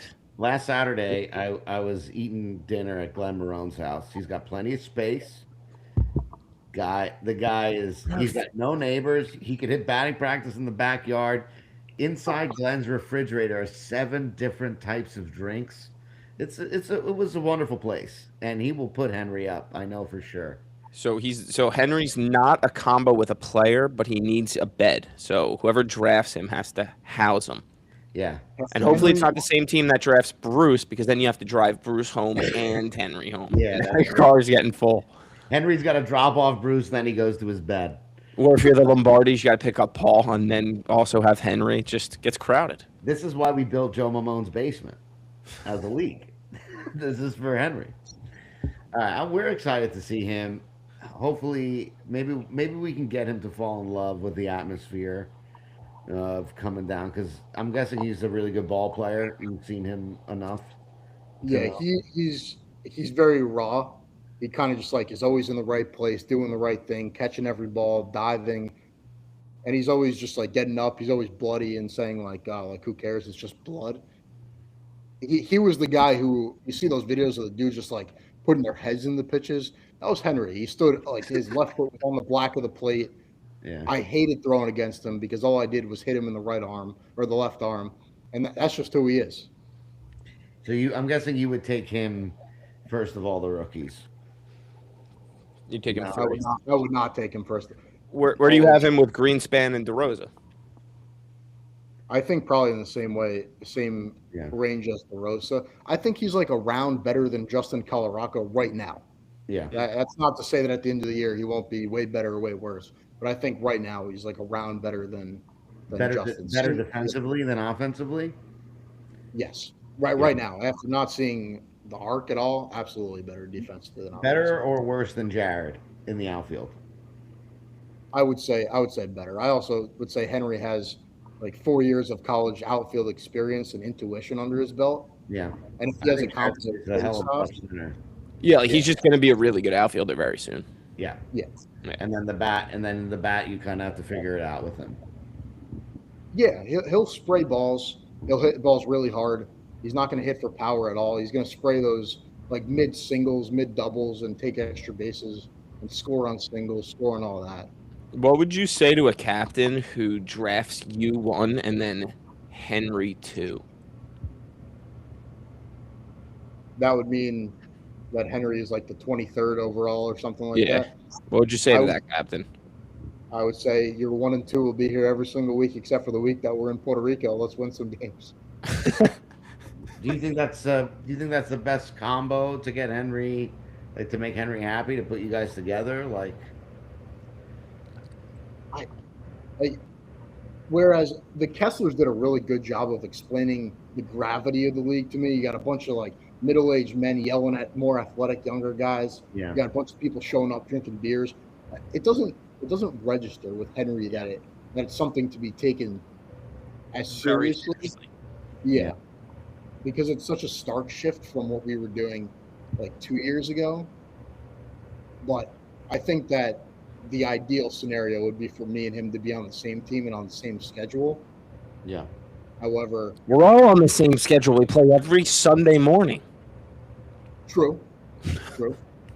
Do you think taking Henry in the second round, you think that's what he ends up by the end of the season? Is what, if I hear you correctly, what I hear is he should be drafted as a 3, but by the end of the season will be a 2. I'd say yeah. I'd say he has the potential to hit like 560, 570 with like Right. A couple doubles. 40, Like yeah, like Nick 40 Ronnie. singles. 40 That's singles. what I saw like week 1. Like after the first tryout. I talked about it on the podcast. I think that dude's going to be a stud if he plays. So we have to just glaze him a little bit on Sunday, is what I'm hearing. Oh yeah. You gotta glaze him a little bit. You glazing him versus you telling him he's the worst player ever is going to sound the same. Then it's going to sound like oh la la la, and he's going to continue frolicking in left center field. Let me figure that part out, David. Okay. Yeah, Who's one player, David, that you played against last year that you want to play with? oh gosh, Good question. I'm going to say Seamus. I really want to Shamus? play with Seamus because I think that I see something in Seamus' swing, just something that can.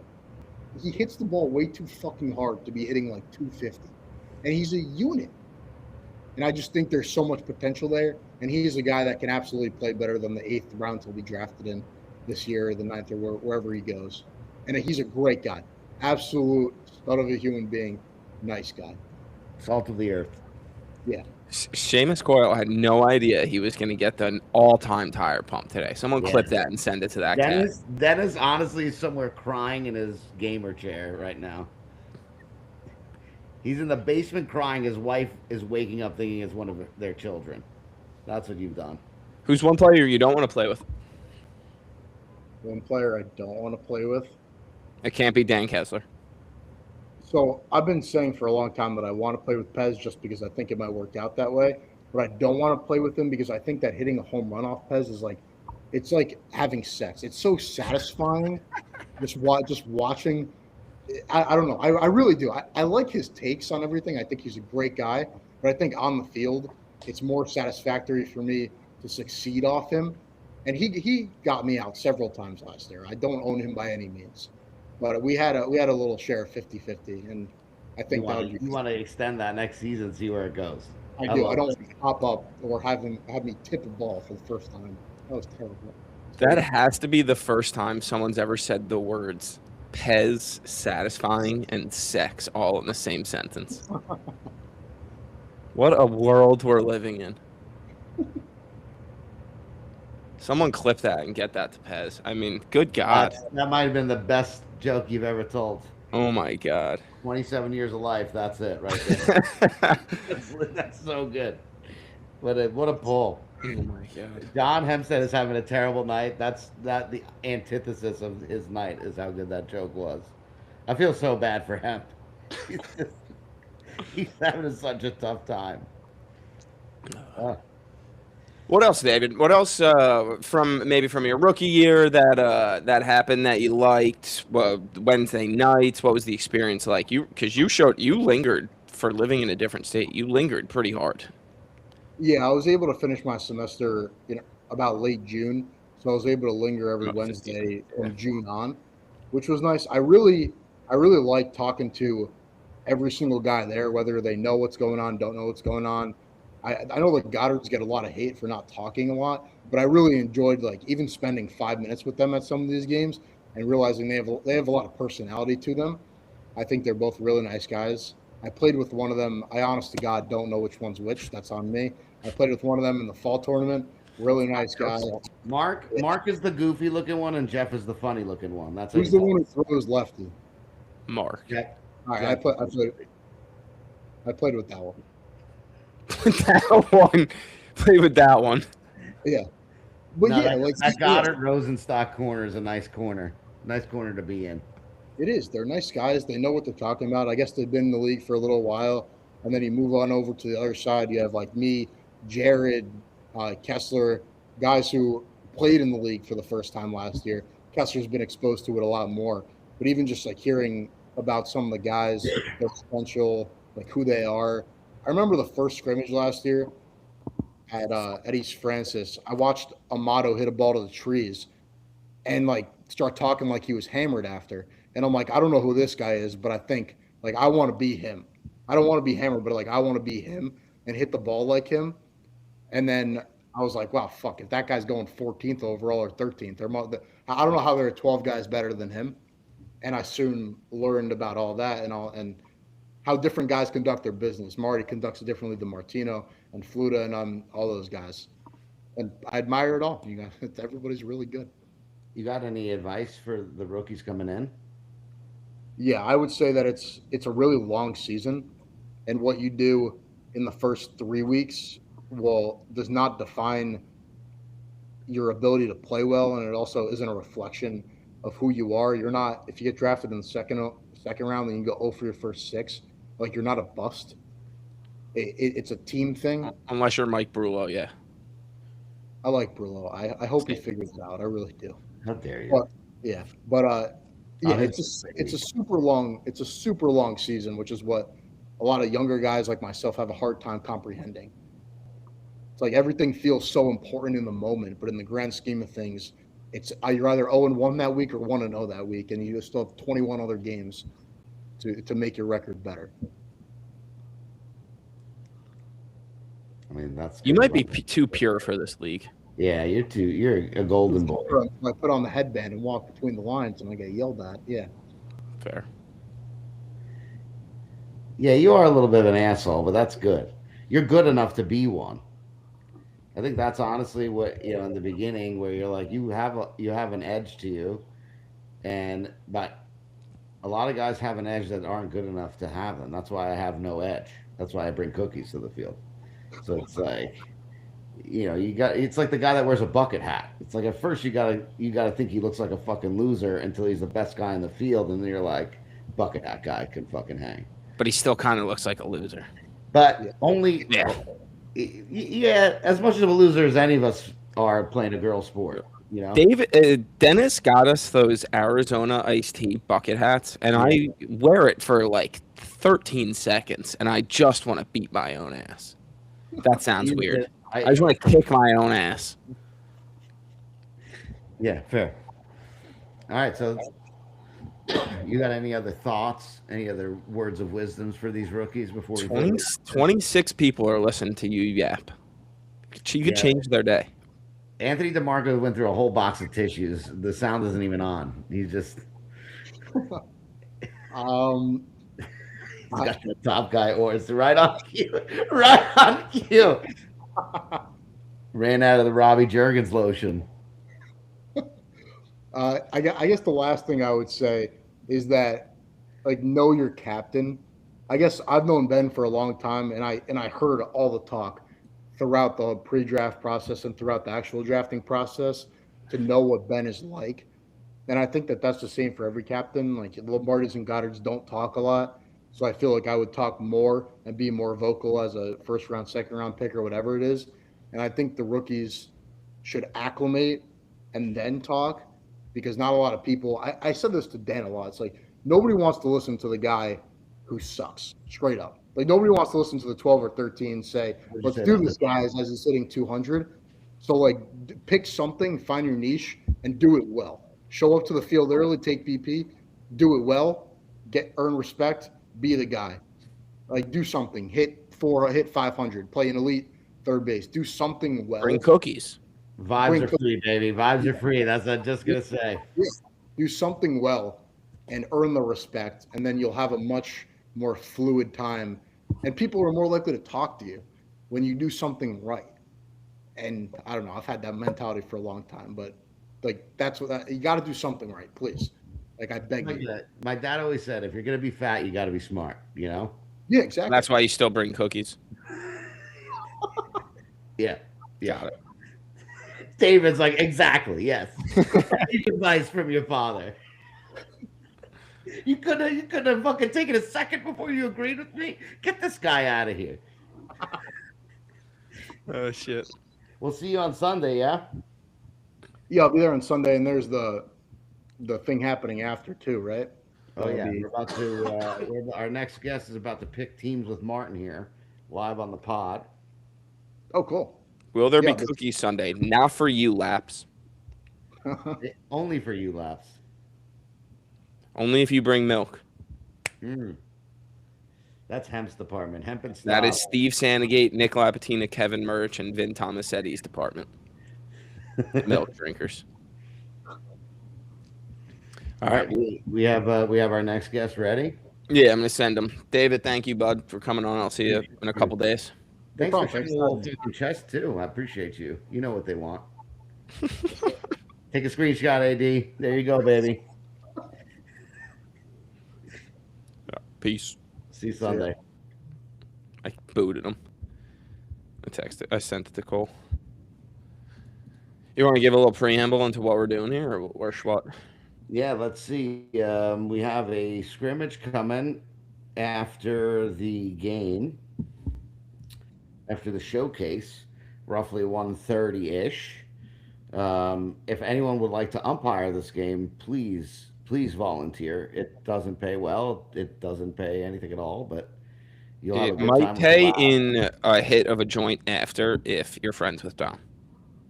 Correct. Even if you're not friends with me, it's just happy to pass the joint and give you one of the cookies Nick Lapatina leaves behind. Mm-hmm. And we got a nice team. You want me to read off the names we got going on here? I can share the file that we're looking at. Does that work? And you can read them if you would like. I know you're proud of your reading skills. I mean, why did I have perfect attendance in 6th grade if I wasn't going to get to read in front of people? True. It's a fair point. So we got Nick Toronto, Anthony Toronto, Justin Colaraca, Jeremy Levine, Pablo, David, Little Dennis, Amato, Matt Hill, Ben Kessler, Manager of the Year, Jonathan Hempstead, who's having an all-time night, Mr. Ushkowitz, Brulo, my favorite guy, okay? Yeah. Gregory Tepper, everyone's favorite guy, and Mike and Jake Heitzner.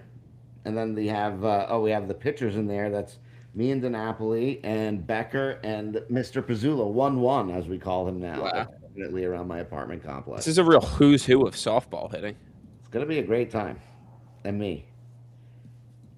Pat Pingaro did drop out of this list, and I would like everyone to shame him a little bit. I'm not happy about it. Shame. He's Shame. sleeping now, but he'll get to it in the morning. So you guys are gonna pick what Cole has the first pick. You have next two, I do. and that's how we're running. Then it's 2-2-2-2. 2-2-2-2. Yeah, however that works. And we made a trade, so I get you You and traded to for me, Napoli. I did. and you made that trade. I pulled first pick, so I traded first pick for next two and my choice of the pitchers, and I There you chose go. you all. What a great choice you've made, I could say. Yes. Honestly, don't even bring a glove or a bat. You're strictly on desserts. I'm on the dessert table. It's like my fucking bar mitzvah all over again. Cole says he's having issues joining. What an idiot. I mean, Nick Martino would never have these issues. Never. Because Nick Martino's too scared to come on. He doesn't do press during the season, okay? It's kind of smart. He goes to the Papangaro School of Public Relations. Speaking of good public relation skills, David has fantastic PR skills. Yeah, he could really dispense any sort of information with that smile. Just you'd be happy to hear it. That's how I felt. He insulted me like 3 times. Minimum. There might have been a fourth one I missed because it stuck within his chest hair. While we wait for Cole, you want to play a quick game of who would you rather draft? Sure, let's do it. Sure. Would you rather draft Jared Kaczewski or Okay. Justin Colorado? Justin. That's tough. I have By them far? right next to each other. Something I have to give in thought to. I would draft Justin. Where does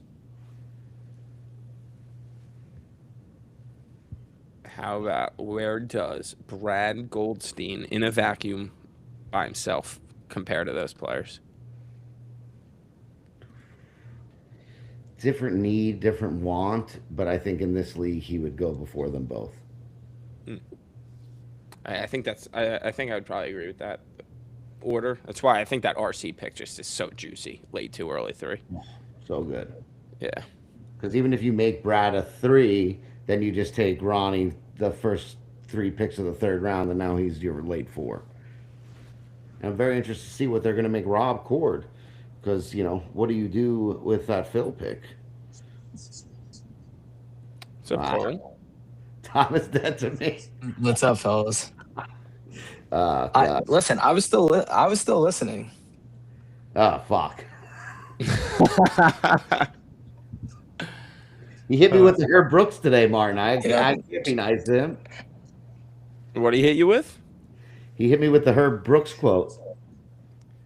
Which one? That Tino's time was over.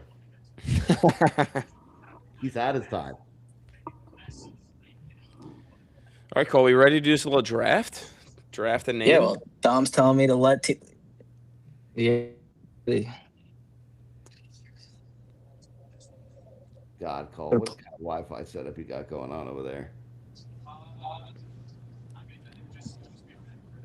He's got the worst Wi-Fi ever. Guy wins a championship, can't afford Wi-Fi. Worse Wi-Fi than Richard Serra. That's saying a lot, too.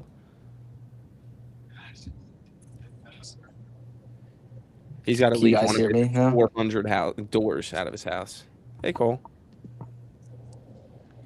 All right, now you guys can hear me. Yeah, all right. What's going on, sir? Welcome. Yeah, my Wi-Fi is pretty bad in the area. I have a desk and a laptop, so that's not great. Well, not at all. Sweet planning. All right. Yeah, well, last minute. It's last minute. You I know had dinner all at my day. brother's house. No, I had dinner at my brother's house. I didn't come home fucking to. fault. All right, fine. Unbelievable. You're Yeah, unbelievable. that's also why Dom's dead to me. You're the one that traded him. Yeah, because I knew you were going to take him. Smart move. It's a win-win. That's fair enough. Well, you wanna start the draft, sir? You got 1.01. Yeah. You're on the clock. Yeah. Doom. Yeah, give me Ben with the first pick. No, I'm just kidding. Give me Nikki T. I figured as much. I will be taking David Vigs first. Correct. You've heard that correct. And then Amato. And Amato will be right. playing left field. All right, give me little Dennis is Dennis O'Connor, right? Like the Yeah, Dennis not we all know. Mm-hmm. And then give me Hill. Wow, that's a good pick. It's a good pick, sir. Matt Hill wanted me to let everyone know that is going to listen to this that he will only play shortstop this season. So get it together. Oh, interesting. Okay. All right. All right. Good work. I will take my good friend Pablo, and I will take my good friend Justin Colorado. They're just running it back with the team. Just putting the game changers back together. Back together. Don't Give draft me- that to be hysterical. All right, give me my accountant at Toronto. There you go. Got to make sure he doesn't mess up my taxes this year if I don't draft him. And give me Hemp. Wow, Johnny Hemp. Just big locker room guy. Big locker room guy. All the vibes. I'm going to take the complete opposite and take Ben Kessler. Horrible locker room vibes. The cooler. And we'll take our good friend Jeremy Levine. I don't think I have names on this list, actually, now that I'm looking at this. Is it 10 guys, Dom? Yeah, Yeah, I was gonna say I was trying to figure out the. I just put a slots random here. amount. Yeah, there you go. All right. All right. Give me Brulo, Sure. and we'll take Ush. There you go. I'll take Mr. Gregory. And I will take, wow, what a crossroads we have. We could upset Mike Heitzner and all just laugh about it. Listen, he's doing the MVP draft right now. He doesn't even know what's going on. I'm going to take Jakey. Yeah, And I'm you going to guys force him to play guys are third base. numbered, so there's one extra slot there. Yeah. Yeah. I'm smarter in other ways. All right, there it is. All right. Good work. Quick and easy. Yes, sir. Good luck out there. Rush, luck yeah, there. you Left too, center. man. Are you playing short or what? Oh, Dennis absolutely. playing Pablo is playing left center field. Love it. Two best shortstops in the league running the scrimmage. It's just us Yeah. shortstops. No, exactly. I told Dom earlier if Tino was in this, I would have drafted him just to put him at third base. All right. I would have respected it. We're Fellas, enemies. that was quick and easy. Yes, sir. Thank you. Yes, sir. See you on Sunday. I'll see you guys on Sunday. See you, bud. Good night, gents. All right, Dom. What else? What else we got for these people? We got nothing else. We got see you at the rookie showcase, right? 10 o'clock we'll start the live stream. Yes, sir. I think we'll be up and running by then. We'll try out some new stuff. We'll have some fun. Sweet. Cool. All right. Thanks, folks.